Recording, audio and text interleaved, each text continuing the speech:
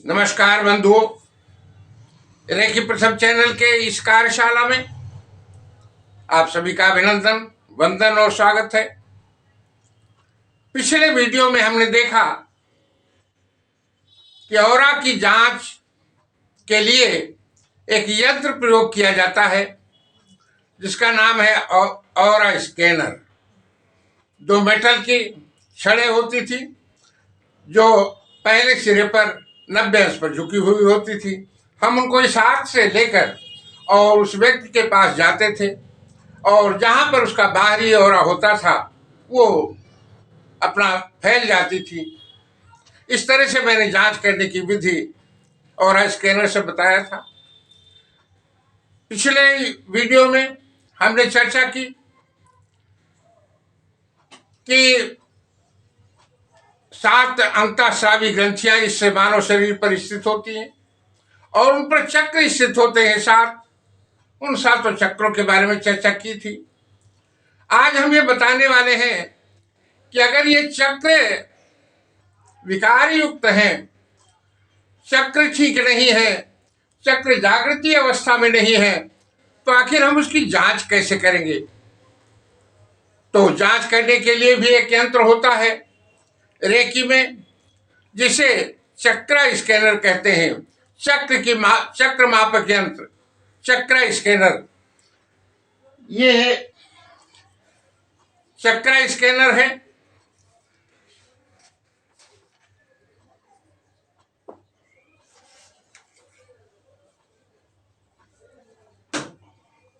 ये चक्र स्कैनर है। ये भी मेटल का बना हुआ होता है, तांबे का। आखिर में इस तरह नुकीली चीज बनी हुई होती है। यहाँ स्प्रिंग होती है और यहाँ मुट्ठी होती है। इसकी विशेषता यह है कि इसको जब हम किसी व्यक्ति के सामने ले जाते हैं, किसी चक्र के सामने, तो यह घूमता है। जैसे यह है, अगर ये सामान्य स्थिति में है, जब हम इसको ले जाएंगे, आगे बढ़ते जाएंगे, तो अगर ये दाहिनी तरफ घूम रहा है, देखिए ये दाहिनी तरफ घूम रहा है, आप जरा सा गौर करें, ये दाहिनी तरफ घूम रहा है। अगर ये दाहिनी तरफ घूम रहा है तो वो चक्र विकार युक्त नहीं है, चक्र जागृत है। और अगर ये सामने ले जाने पर, किसी चक्र के सामने जो हम ले जाते हैं, अगर वो चक्र विकार युक्त है, अगर वो चक्र जागृत नहीं है, वो अगर चक्र अच्छी स्थिति में नहीं है, तो बाईं तरफ ये घूमता है। ये चक्र स्कैनर इस तरह से बाईं ओर जोर जोर से घूमना शुरू कर देता है। इससे हम जान लेते हैं कि उस व्यक्ति का कौन सा चक्र प्रदूषित है, कौन सा चक्र विकार युक्त है, और हम उस चक्र की जागृति के लिए हम आगे कार्य करते हैं। उसको रेकी दे करके हम जागृत करते हैं। यह है चक्र स्कैनर। हम इसको क्रमशः हर चक्र के सामने ले जाते हैं और उससे हम जांच करते हैं कि उसका चक्र किस स्थिति में है, वो विकार युक्त है अथवा जागृत है। अगर विकार युक्त है तो हम चक्र स्कैनर से भी हम इसका इलाज कर लेते हैं। अन्य इलाज करने की भी विधियां हैं, उनको ऊर्जा देने की अन्य रेकी में विधियां हैं, हम उनके बारे में जानकारी देंगे। ये है चक्र स्कैनर। ये क्या है? चक्र स्कैनर, जिससे हम क्या नापते हैं? चक्र की स्थिति नापते हैं कि व्यक्ति का चक्र विकार युक्त है अथवा चक्र जागृत है। इस चक्र स्कैनर से हम उसकी नाप कर लेते हैं।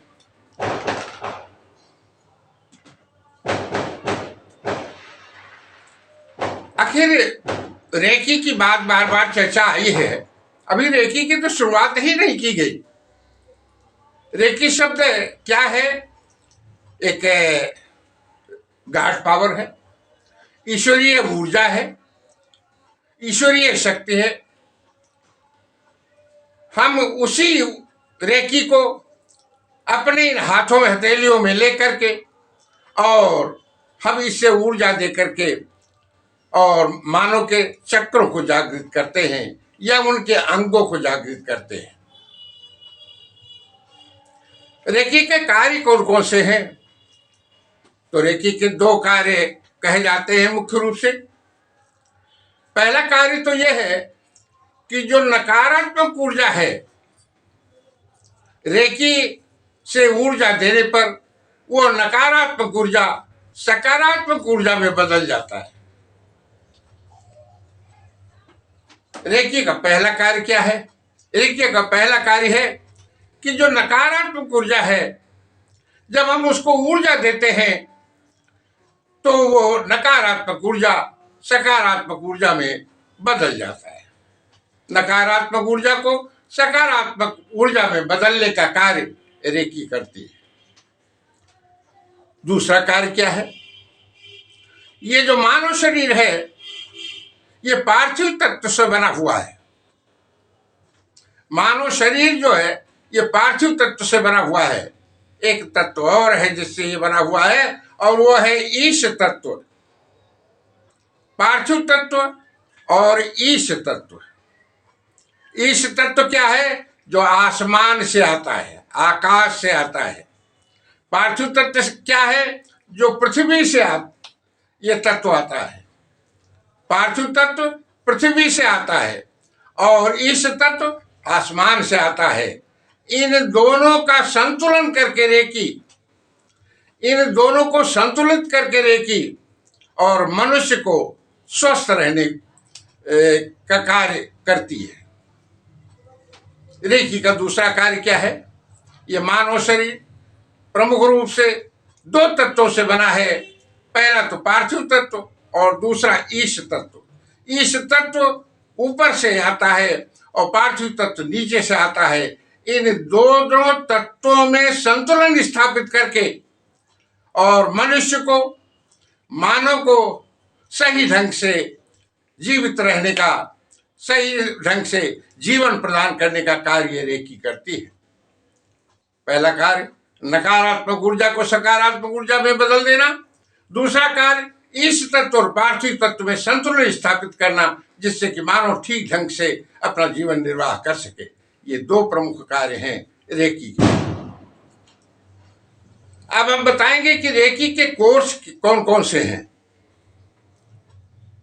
रेकी के प्रमुख रूप से 4 कोर्स हैं। वैसे अलग अलग ग्रैंड रेकी मास्टर अपने अपने ढंग से भी उस कोर्स को निश्चित करते हैं, लेकिन उनमें जो कॉमन चीजें हैं वो प्रमुख रूप से 4 हैं। पहला है रेकी प्रथम चैनल, जिसको हम सीख रहे हैं, जिसका विषय वस्तु प्रस्तुत किया जा रहा है, वह है रेकी प्रथम चैनल। और इसके साथ कोई न कोई रेकी मास्टर अपने ढंग से कुछ वेद उपनिषद से आई हुई बातों को भी उसमें जोड़ता है। मैं भी रेकी मास्टर हूं। मैंने अपनी तरफ से जो रेकी प्रथम चैनल में जोड़ा है अपनी पुस्तक में, वो है साक्षी ध्यान। रेकी प्रथम चैनल, पहला कोर्स रेकी प्रथम चैनल और उसके साथ में साक्षी ध्यान। दूसरा कोर्स कौन सा है? रेकी द्वितीय चैनल। रेकी द्वितीय चैनल और उसके साथ में मैंने जोड़ा है आज्ञा चक्र को जागृत करना, त्रिनेत्र को जागृत करना, छठी इंद्रिय को जागृत करना। यह मैंने द्वितीय रेकी चैनल के साथ में जोड़ा है। दूसरा कोर्स जो है रेकी का वो क्या है? रेकी द्वितीय चैनल और उसके साथ में ये त्रिनेत्र, छठी इंद्रियां या आज्ञा चक्र को जागृत करने की विधि, जागृत करना, मैंने उसके साथ जोड़ा है। तीसरी चीज क्या है? तीसरा है करुणा रेकी। तीसरा कोर्स है करुणा रेकी और उसके साथ में जो मैंने अपनी पुस्तक में जोड़ा है उसे डाउजिंग कहते हैं। करुणा रेकी और डाउजिंग। डाउजिंग खोजक यंत्र, जो खोज करने की, जो खोजता है तमाम भविष्य की बातों के लिए, भूत की बातों को खोज करके वो आपके सामने प्रस्तुत करता है। ऐसी विधा जिस यंत्र के साथ प्रस्तुत किया जाता है, जानकारी ली जाती है, उसको डाउजर कहते हैं और इस विद्या को डाउजिंग कहते हैं। तो करुणा रेकी तीसरा और उसके साथ डाउजिंग। और चौथा कोर्स है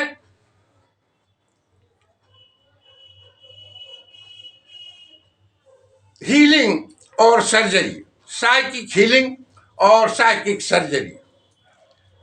साइकिक हीलिंग के साथ में साइकिक सर्जरी कैसे की जाती है, ये मैंने इन दोनों को एक साथ में जोड़ रखा है।